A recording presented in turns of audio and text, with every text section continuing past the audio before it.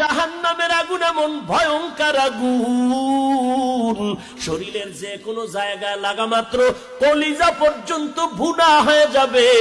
মদিনার নবী বলতেছেন 500 বছর দূর, ওই 500 বছর দূরের থেকে জাহান্নামের আগুনের গরমটা আসিয়া জাহান্নামীর শরীরের মধ্যে যখন লাগবে, জাহান্নামের আগুনের গরমে শরীরের চামড়াগুলো খসে খসে পড়ে যাবে।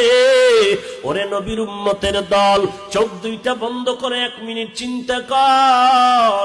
একটু ওই কবরের মধ্যে যাওয়ার পর, যেখানে আপন নাই, কেউ বাতি নাই, গুনাহগার হয়ে যদি কবরে যাও, এরে বান্দা ওই মাটির চাপ সহ্য করতে পারবি?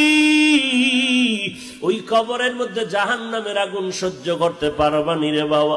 আল্লাহর কাছে ক্ষমা চাও, ও আল্লাহ আমার মতো দুর্বল আর কেউ নাই, একটা বেতের বাড়ি সহ্য করতে